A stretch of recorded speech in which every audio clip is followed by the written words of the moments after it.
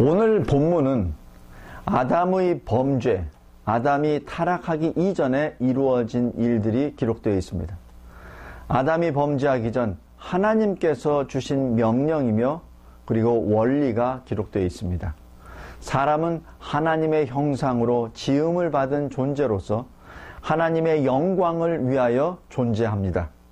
물론 창세기 1장 28절에 충만하라 다스리라고 하나님이 명령하셨습니다. 이는 사람에게 일을 하라는 명령이십니다. 이는 이 세상을 다스리라는 명령입니다. 그리고 창세기 2장 1절 3절에서는 안식일에 관한 명령입니다. 안식일은 하나님 편에서 우리 사람에게 주신 축복의 명령이요 거룩의 명령입니다. 이러한 창조 역사를 통하여 하나님은 축복과 의무를 주셨습니다. 우리에게 특권이 되며 우리에게 동시에 의무가 됩니다. 오늘 본문을 통하여 행위 언약에 관하여 하나님의 뜻을 알아보기를 원합니다. 에덴 동산에서 타락 이전에 하나님과 아담과의 최초 관계는 하나님 편에서 세우신 특별한 관계입니다. 하나님의 언약은 첫 번째로 인간에게 특권입니다.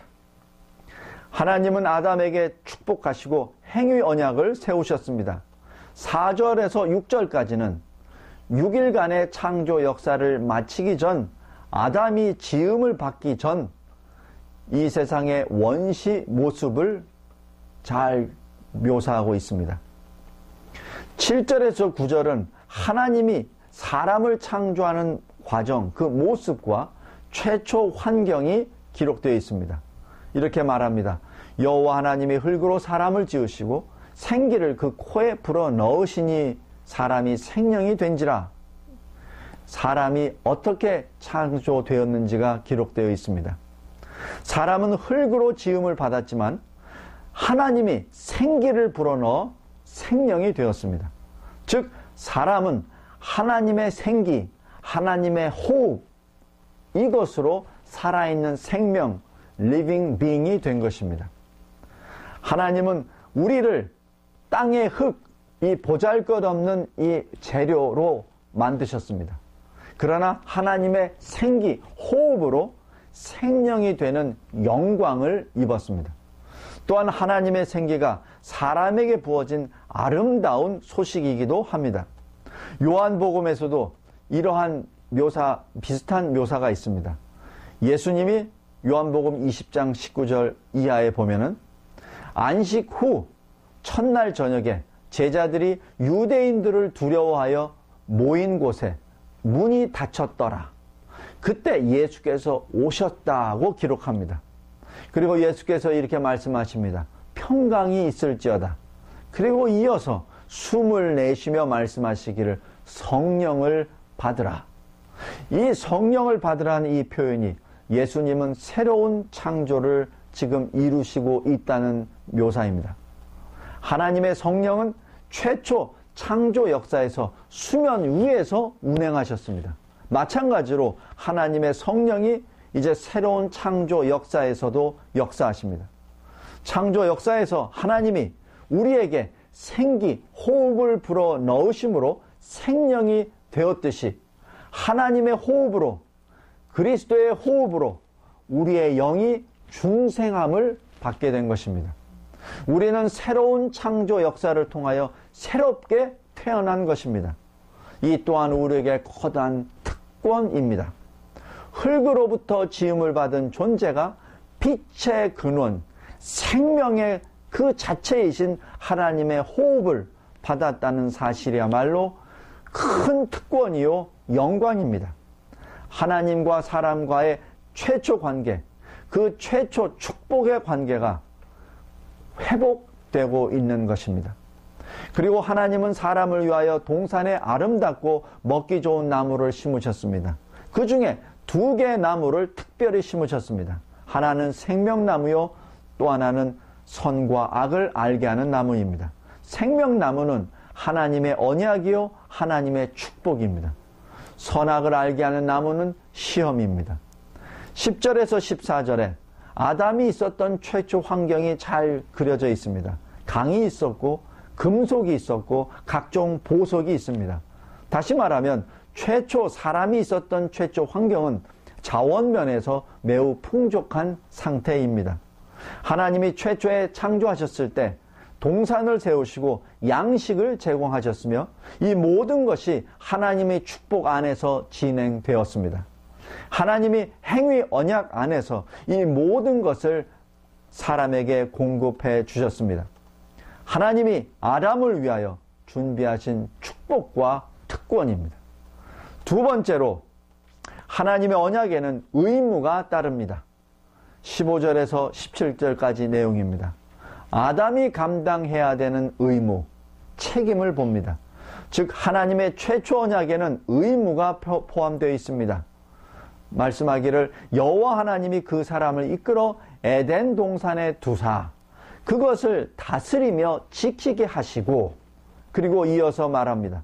선악을 알게 하는 나무의 실과는 먹지 말라. 먹는 날에는 정령 죽으리라.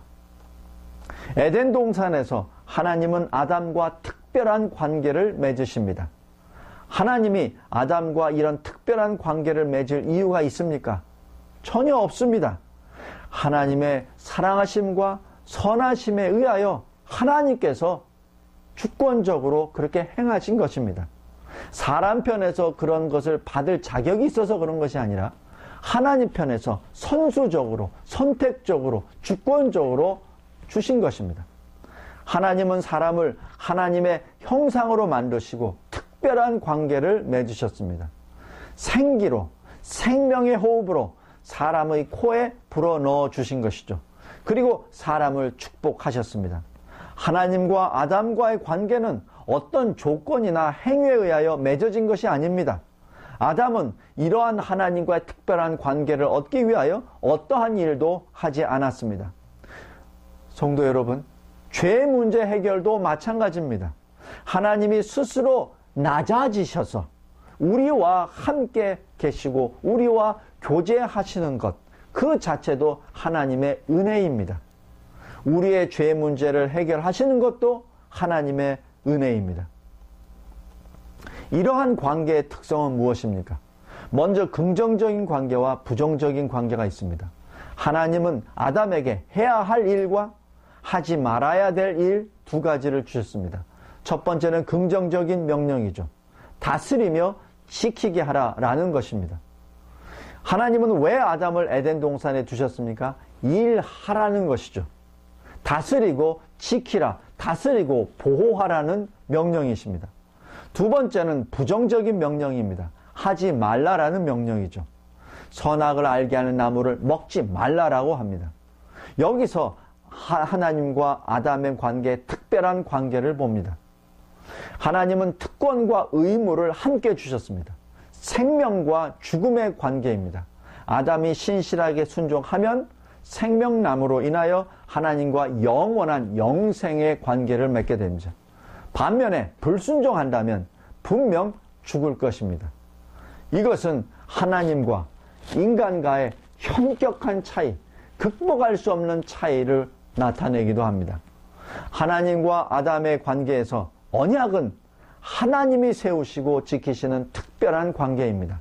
이것이 성경에서 말하는 언약입니다. 피로 묶여진 절대적인 약속입니다. 하나님이 세우신 아담과의 특별한 관계는 묶는 것, 연합입니다. 묶는 것은 피로 묶는 것, 피로 연합하는 것입니다. 생명과 죽음의 관계이며 피로 묶은 관계입니다. 하나님이 직접 세우신 것입니다. 하나님과 사람의 어떤 거래가 있어서 하는 것도 아닙니다.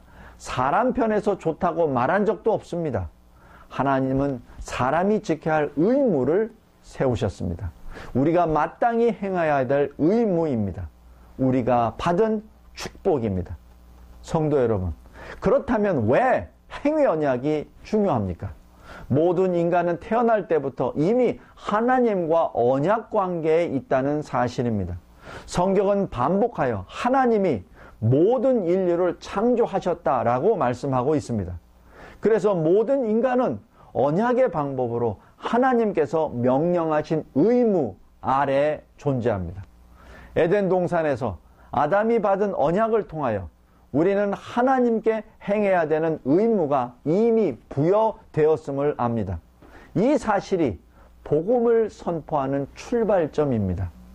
만약 우리가 하나님께 행해야 되는 의무 아래 있다는 사실을 믿지 않는다면 복음은 더 이상 의미가 없습니다. 이것을 믿게 하시는 분은 우리가 아니요 성령 하나님이십니다. 이 점을 간과해서는 복음을 전할 수 없습니다. 모든 사람은 하나님께 행해야 될 의무 아래 존재합니다. 창조주로서 하나님은 사람들에게 다가오셨습니다. 먼저 오셨습니다. 그리고 사람들은 하나님께 순종해야만 합니다. 그리고 우리가 반드시 알아야 될 점은 행위 언약은 아담의 순종에 따른 조건 관계라는 사실입니다. 즉 아담이 의무를 행하지 않았을 경우에는 하나님의 축복이 더 이상 존재하지 않는다는 사실입니다. 말씀하십니다. 내가 먹는 날에는 정령 죽으리라. 다시 말하면 아담이 불순종한다면 더 이상 축복은 없습니다. 하나님과의 관계와 교제는 더 이상 존재하지 않는다는 뜻입니다. 그 관계는 순종 여부에 달려 있습니다. 그런데 아담은 불순종하였으며 전 인류는 이로 말미암아 죄와 비참에 빠지게 되었습니다. 그러면 최초 관계가 순종함에 달려 있음을 아는 것이 왜 그토록 중요합니까?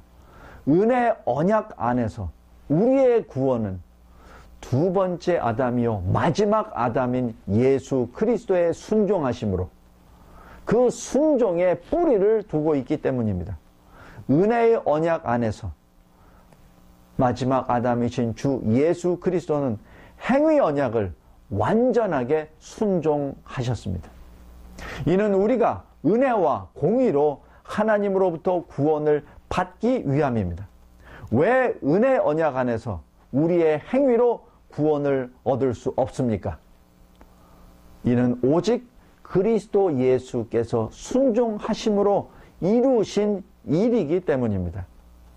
행위 언약에서 하나님과 아담과의 최초 관계를 이해함으로써 그리스도의 삶과 죽음 안에서 우리를 대신하여 이루신 일이 설명됩니다. 그리스도의 지상 사역도 그리스도의 죽음만큼 중요합니다. 그리스도께서는 율법을 완전하게 순종하시는 적극적인 순종과 율법의 심판을 받는 수동적인 그러한 순종을 다 이루셨습니다. 주 예수 그리스도는 두 번째 아담이며 로마서 5장에 사도 바울이 이렇게 말합니다. 한 사람의 순종치 아니함으로 많은 사람이 죄인 된 것과 같이 한 사람의 순종하심으로 많은 사람이 의인이 되니라. 예수께서는 우리 대신 율법에 완전하게 순종하셨습니다. 성도 여러분, 우리가 율법에 순종함으로써 구원을 얻을 수 있습니까? 진정 우리가 우리 노력으로 우리 공로로 구원을 얻을 수 있습니까? 그렇다면 우리는 그리스도가 필요 없습니다. 그렇다면 우리는 그리스도의 순종이 불필요하다는 것입니다. 물론 그럴 수 없습니다. 모든 사람은 하나님과의 언약 관계에 있습니다. 최초 언약 안에서 하나님과 맺은 아담의 언약은 그 관계는 은혜 언약 안에서 우리를 위하여 예수 그리스도께서 성취하셨습니다. 그래서 이 모든 것을 은혜라고 우리는 부릅니다. 성도 여러분, 은혜 안에서 우리 주 예수 그리스도께서 성취하신 그 언약의 성취 안에서 새로운 힘을 받고 새로운 피조물로서 그리스도 예수를 부르는 오늘 되시기를 주 예수 그리스도의 이름으로 축원합니다.